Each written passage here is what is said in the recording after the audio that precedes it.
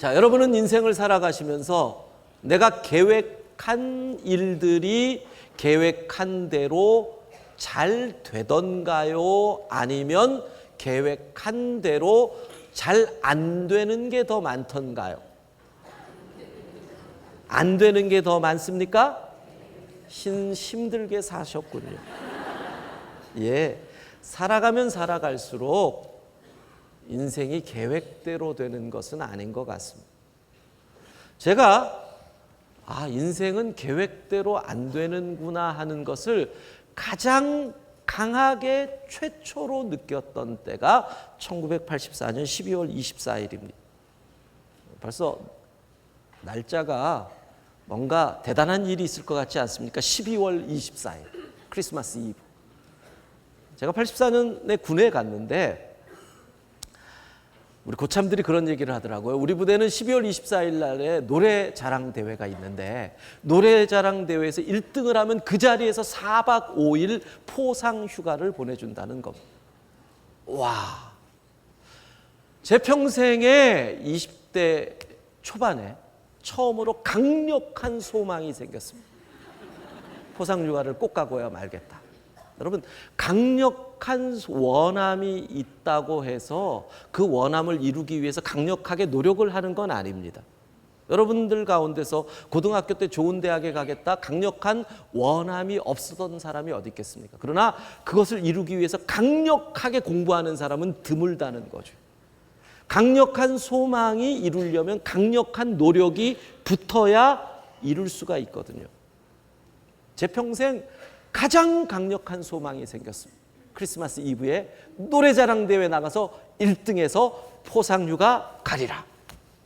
그 다음에 뭐예요? 강력한 노력이 있어야죠. 고민을 했습니다. 무슨 노래를 불러야 할까? 무슨 노래를 해야 1등을 할 수 있을까? 생각을 해보니까 역시 군인들의 감성에는 트로트가 최고인 겁니다. 근데 그때만 해도 제 목소리가 지금과 같지 않고 청아했기 때문에 여러분이 안 믿으실지 모르지만 트로트에 맞지 않는 목소리죠. 트로트는 또 꺾어져야 되는데 제가 꺾음에 좀 약하기 때문에 고민을 하다가 그럼 트로트 계열의 락을 불러야겠다. 그렇게 해서 생각을 했습니다. 그 다음에 두 번째 곡을 선정하는 데 있어서 중요한 것은 군인들의 마음을 타치해야 되는, 감성을 타치해야 되는, 군인들의 마음을 타치할 수 있는 최고의 가사는 무조건 엄마 얘기가 나오면 되는, 엄마 얘기가 나오는 곡을 선택하리라. 세 번째, 그러면 어떻게 해야지 거기서 한 걸음 더 나아가 우승을 할 수 있을까? 망가져야 된다. 망가지지 않으면 안 된다. 제가 군종병이었거든요. 맨날 찬송가를 앞에서 인도하던 내가 트로트 계열의 락을 부르고 온몸을 비비고 오면 망가지면 되지 않을까. 얼마나 열심히 노력을 했는지 모르겠어요.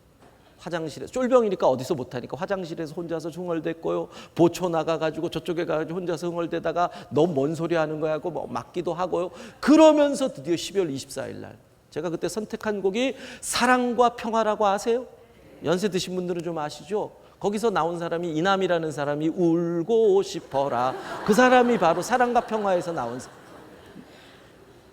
사랑과 평화의 어머님의 자장가. 나 어릴 때에 항상 듣던 어머님의 자장가를 이거를 제가 불렀어요. 와, 맨날 찬송 인도하던 군종병이 분위기 잡으면서 이렇게 부르니까 뒤집어진 거예요. 그리고 제가 대상을 받았다는 거 아니에요.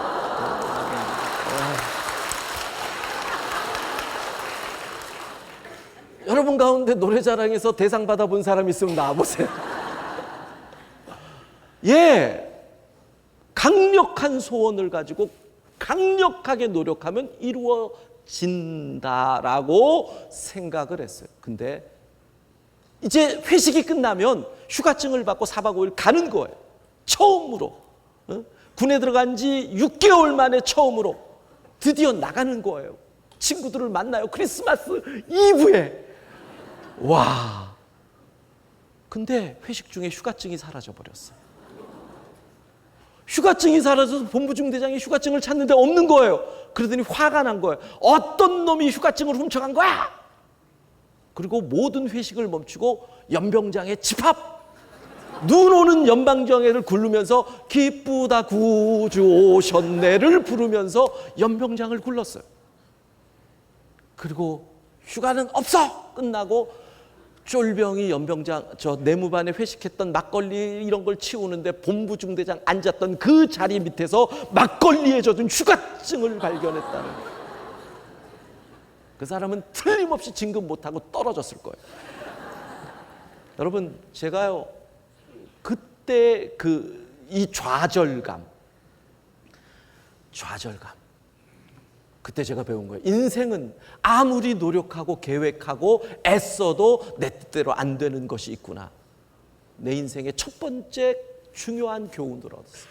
보세요. 대상을 받았어요. 근데 휴가증이 없어져가지고 못 간 거예요. 인생은 내가 아무리 애쓰고 노력해도 내 뜻대로 되지 않는다. 물론 훗날에 그 일에 있었던 하나님의 뜻을 해석을 했어요. 훗날, 그건 시간이 없으니까 나중에. 그때 제가 배운 거. 우리의 인생은 마치 큰 강을 내려가는 작은 배와 같은 거예요. 그런데 가다가 빠른 물줄기 때문에 옆으로 갈 때도 있고 거센 물결 때문에 아무리 노를 저어도 뺑글뺑글 돌 때가 있어요. 내 뜻대로 배가 안 갈 때가 있어요. 그러나 한 가지 확실한 것은 뭐예요? 큰 강과 같은 하나님의 계획 속에서 이 배가 흔들리든지 뱅글뱅글 돌든지 언젠가는 하류로 하나님의 계획 속에서 우리의 인생은 가게 되는 줄로 믿습니다. 우리의 인생이 하나님의 손 안에 있는 줄로 믿습니다. 그걸 배웠어요. 그걸. 자, 왜 이런 얘기를 하느냐? 바울로 돌아가 봅시다. 바울의 평생 소원은 로마에 가서 복음을 전하는 거였습니다. 목적, 나는 로마에 가서 예수 복음을 전하리라. 그런데 바울이 한 번도 로마에 가는 계획을 죄수로서 가겠다고 계획했던 적은 없어요. 그러면 복음 전하러 가는데 누가 죄수로 가겠다고 생각을 하겠어요? 아마도 바울은 그동안 자기가 세웠던 교회들을 순회 1차, 2차, 3차 전도여행처럼 순회하면서 로마로 가거나 아니면 이제까지 교회가 서지 않았던 지역들을 돌아서 로마로 가려고 했을 거예요. 그런데 그의 계획과 관계없이 죄수가 된 거예요. 내 생각과 상관없이 내 뜻대로 되지 않았어요. 그러나 여기서 중요한 것은 뭐예요? 내 계획대로 안 됐지만, 내 생각대로 안 됐지만, 내 뜻대로 안 됐지만 바울은 하나님의 목적을 포기하지 않았다는 거예요. 뭐예요? 복음 전파. 사랑하는 성도 여러분, 이것이 오늘 하나님이 우리에게 주시는 귀한 가르침입니다. 모든 것이 내 계획대로 된다면 여러분, 하나님이 뭐가 필요하겠어요? 모든 것이 내 계획대로 이루어진다면 하나님은 필요 없어요. 내가 하나님이지. 자식들이 다 잘 되고 착하고 말 듣고 남편도 잘 되고 직장에서 승진하고 돈도 부족함 없고 하나님이 뭐가 필요해요? 때로 나의 계획대로 안 될지라도 하나님의 계획은 그 상황 속에서도 진행되어 가고 있기에 포기하지 않고 나아갈 수 있기를 바랍니다. 하나님의 계획을 믿는 것. 바울은 포기하지 않았어요. 어디서 알 수 있냐고요? 죄수가 된 그 순간에 바울은 고민하는 거예요. 어떻게 로마로 갈까? 왜? 그의 목적은 로마에 가서 복음을 전하는 것. 당시의 제국의 수도인 로마에 가서 복음을 전하는 거였거든요. 근데 죄수가 돼서 길이 막혀요. 그러면 어떻게 해요? 거기서 또 계획을 세우는 거예요. 여러분, 길이 막혀요. 포기하지 마세요. 거기서 또 계획을 세우면 또 다른 길은 열리게 되어 있어요. 바울은 거기서 이런 계획을 세워요. 내가 로마의 시민권자다. 로마의 시민권자는 황제에게 직접 재판을 받을 권리가 있다. 내가 시민권자로서 황제에게 상소를 하면 황제가 재판하기 위해서 여기 올 리는 없고 내가 로마로 가게 될 것이다. 그러면 죄수지만 나는 로마로 갈 수 있다. 사도행전 26장 32절 이에 아그리빠가 베스도에게 이르되 이 사람이 만일 가이사에게 상소하지 아니하였더라면 석방될 수 있을 뻔하였다 하니라. 무슨 말이에요? 로마에서 가려고 죄수의 신분에서도 포기하지 않고 황제 가이사에게 상소를 했다는 거예요. 여러분, 내 계획이 이루어지지 않아도, 내 뜻대로 되지 않아도, 내가 지금 질병의 자리에 드러누워 있어도, 내 자식이 3년째 4년째 직장에 되지 않아도 포기하지 않는 겁니다. 하나님의 계획이 있는 줄로 믿습니다. 따라합시다. 내 계획대로 안 돼도 포기하지 맙시다. 예, 포기하지 말고 다시 계획을 세우고 나가는 거예요. 그런데 바울이요, 죄수로 가면 로마의 시민권자니까 그냥 갈 줄 알았는데 또 길이 막혀요. 오늘 성경을 보면 태풍이 불었던 거예요. 배가 풍랑을 만나서 표류를 2주 동안 해요. 먹을 게 다 떨어졌어요. 배 안에 있던 짐들을 다 버렸어요. 그리고 섬으로 표류해서 들어갔는데 그 섬이 멜리데 섬이라는 거예요. 여러분 보세요. 로마에 가리라. 죄수가 됐어요. 길이 막혀요. 또 계획을 세워요. 황제에게 상소하리라. 가요. 태풍이 막아요. 그래도 포기하지 않아요. 배에서 또 기도해요. 그랬더니 섬에 들어가요.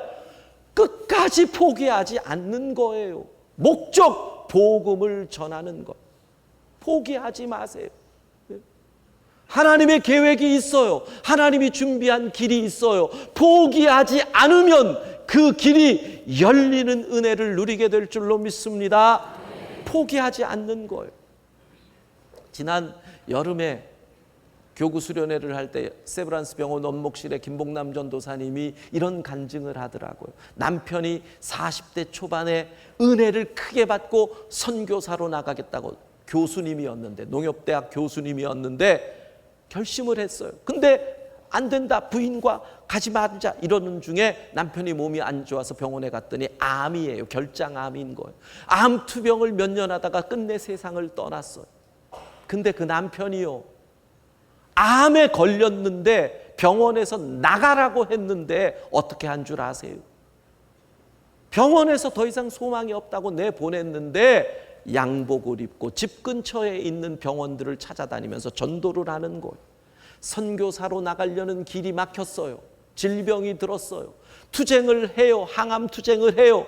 그래도 안 돼요. 이제는 병원에서 쫓겨났어요. 그러나 포기하지 않았다는 거예요. 같이 병원을 다니면 항암 치료로 온몸이 늙어서 망해버려가지고 망가져버려서 40대 초반인 남자가 60대로 보여서 사람들이 그래요. 시아버지랑 같이 가느냐, 친정 아버지랑 같이 가느냐, 이렇게 이야기를 했다는 거예요. 그런데도 이분은 다른 병원에 가서 병실에 들어가서 이렇게 전도를 한대요. 여러 선생님들 지금 병원에 입원하셔서 많이 불편하시지요. 그런데 저를 보십시오. 저는 결장암 말기 환자입니다. 얼굴을 봐도 아시겠죠? 저는 병원에 입원하고 싶어도 병원에서 가망이 없다고 입원을 안 시켜주는 사람입니다. 그런데 여러분은 입원하고 건강하게 퇴원하시겠지만 저는 이제 퇴원할 것도 없습니다. 그러나 한 가지, 저는 천국의 소망을 가지고 있는 사람입니다.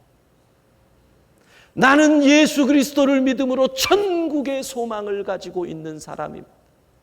포기하지 않았어요. 복음 전하는 사명. 김봉남 전도사님이 말렸대요. 여보, 예수 믿고 건강해졌다, 예수 믿고 돈 벌었다, 예수 믿고 집 샀다, 이래야 전도가 되는 거지. 당신처럼 나는 예수 믿었는데 암 걸려서 죽게 돼서 병원에서 쫓겨났다, 무슨 전도가 되냐고. 그러지 말라고. 병 나으면 하라고. 아니야. 병으로 길이 막혔어도 포기할 수 없어. 복음을 전해야 돼. 근데 그 자리에서 환자들이 이제까지 여기서 교회 사람들이 와서 전도할 때마다 예수 믿으면 병 낫는다, 예수 믿으면 잘 된다, 다 그렇게 사기쳤는데 이 사람만 사기 안 치고 암 걸렸는데도 나는 천국을 바라보고 예수 믿는다. 이 사람 말이 진짜라서 나는 교회 가겠습니다. 여러분, 포기하지 마십시오. 어떤 상황에도 이 길 걸어가야 합니다. 내 뜻대로 안 돼도, 계획대로 안 돼도 하나님의 뜻과 계획이 있는 줄로 믿습니다. 바울이 멜리데 섬을 떠나죠. 멜리데, 말타라고도 하고요, 몰타라고도 하는 저 이태리 저 끝에 있는 섬입니다. 지금 요즘은 우리나라 사람들이 영어 연수를 이 말타에 많이 가서 합니다. 근데 거기를 떠났는데 오늘 28장 13절 14절을 보면 이런 내용이 나와요. 보디올에 이르렀어요. 14절에 보면 거기서 형제들을 만나요. 예수 믿는 사람들을 만나요. 그들의 청함을 받고 일주일을 함께 머물렀대요. 여러분, 이게 말이 되냐고요. 생각을 해보세요. 죄수예요. 그리고 죄수가 로마로 가는 길에 이미 3개월이 늦어졌어요. 근데 거기서 일주일을 어떻게 보내요? 내가 아는 사람 만났으니까 시간 좀 주십시오. 회포 좀 풀게. 어떤 군인들이 거기서 허락을 해줄 수 있냐고요. 우리는 생각해 봐야 돼요. 이게 어떻게 가능한가? 어떻게 이런 일이 벌어질까? 바울이 돈을 썼을까? 여러분, 이 시대의 로마의 군인은 가장 군기가 엄정하던 때, 로마가 제국의 최고일 때거든요. 무슨 일이 벌어졌을까? 우리는 추측을 해봐야 돼요. 멜리데 섬에서 3개월 동안 무슨 일이 일어났길래 이러한 자유함을 누릴 수 있었을까? 원인은 뭘까요? 276명의 군인과 선원이 3개월 동안 멜리데 섬에서 생활을 합니다. 그런데 바울이 거기서 들어가자마자 추워서 불을 피우고 나무를 집어넣는데 그 나무에 있던 독사가 바울의 손을 물죠. 우리가 읽었잖아요. 사람들이 뭐라 그래요? 저 사람은 진짜 죽일 놈인가 보다. 어떻게 태풍에서 겨우 살아남은 사람을 뱀이 물겠냐? 진짜 나쁜 사람이니 하늘이 벌을 주는 거 아니겠네. 근데 아무런 일이 없었어요. 일어나지 않았어요. 오, 신이시여. 이런 일이 벌어졌어요. 그 섬의 족장의 아버지가 이질로 죽어가는데 바울이 기도해서 병 고침을 얻었어요. 그러니까 수많은 병자들이 와서 병을 고쳐줬어요. 그 일이 있고 나니까 그 섬 사람들이 여기 온 276명을 극진히 대접을 했대요. 그러면 276명은 누구의 신세를 졌어요? 바울의 신세를 진 거예요. 또 하나 생각해 봅시다. 바울의 삶을 볼 때 그 276명 군인과 선원 멜리데 사람들에게 예수 복음 전했을까요? 안 전했을까요? 당연히 전했어요. 그 3개월은 복음 전파의 계절이 된 거예요. 지금 그 몰타는 97%가 그리스도인들이 사는 섬이. 보세요. 그 3개월 하나님의 입장에서 생각해 보자는 거예요. 바울은 급해요. 내 계획이 막혔어요. 죄수가 됐어요. 배를 탔는데 배가 풍랑으로 표류를 했어요. 내 계획이 막혔어요. 섬에 들어갔는데도 3개월을 그냥 나가요. 내 계획대로 안 돼요. 근데 하나님의 계획은 따로 있었다는 거예요. 바울, 네가 로마에 가야 돼. 맞아. 근데 로마에 가서 너에게 가장 필요한 게 뭘까? 너를 도와줄 동역자야. 동역자를 어디서 구해요? 지금 너와 함께 가는 276명, 그들 가운데 군인들, 백부장, 로마의 근위대, 이들을 내가 너에게 붙여줄 거야. 이 3개월 능력을 줄 거야. 기적을 줄 거야. 예수 복음이 전달될 거야. 그들이 변화될 거야. 그러면 그들은 너의 동역자가 될 거야.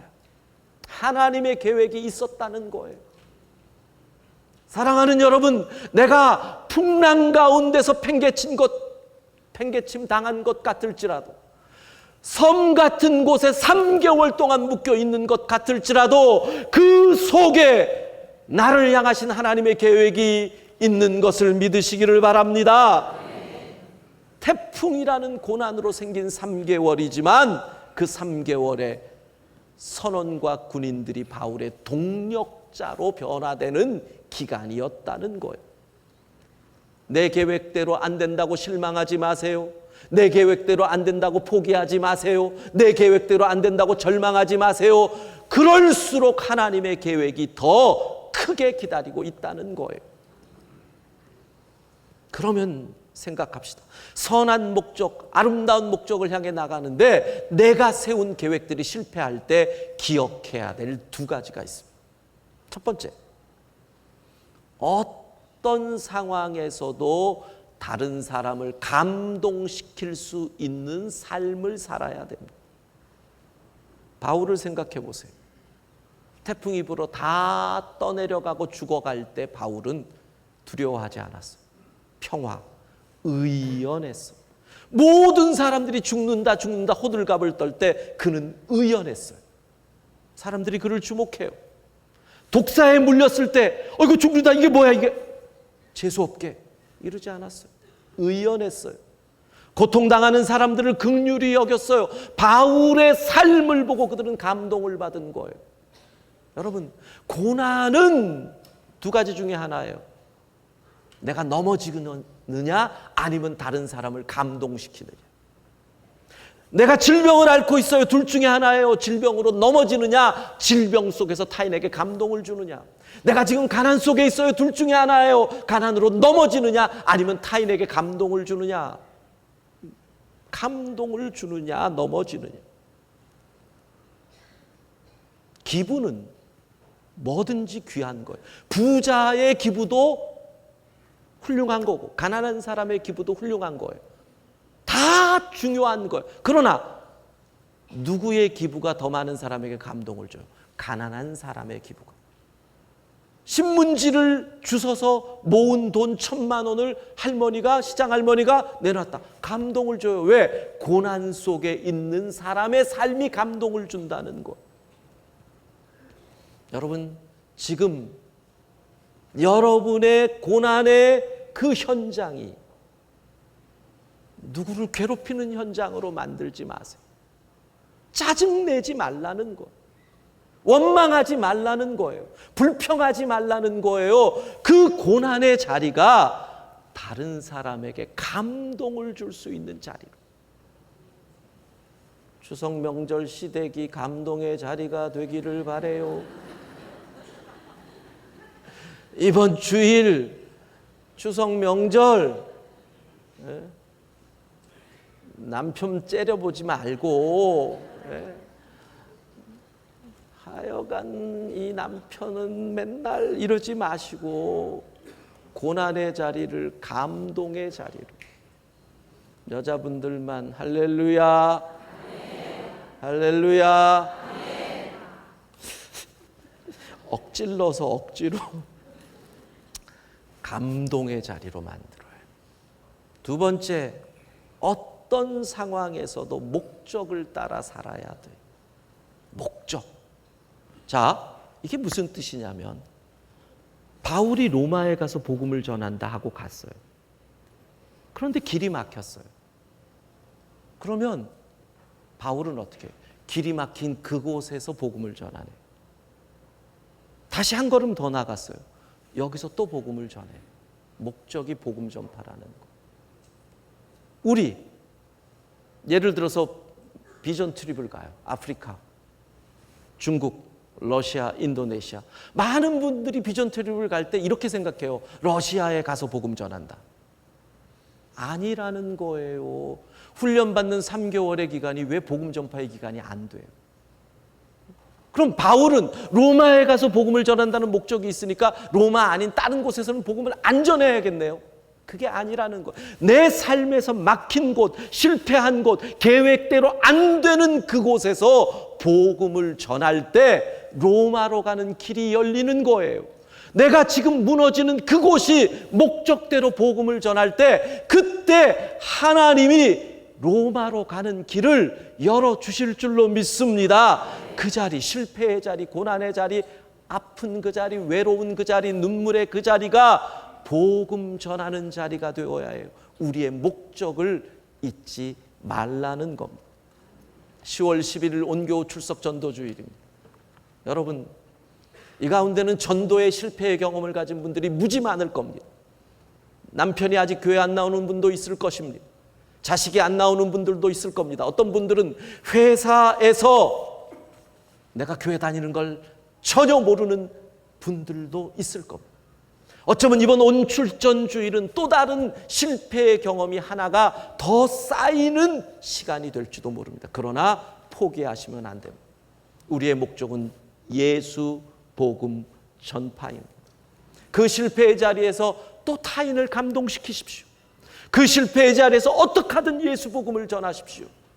주께서 그 실패의 자리에서 로마로 가는 길을 열어 주실 줄로 믿습니다.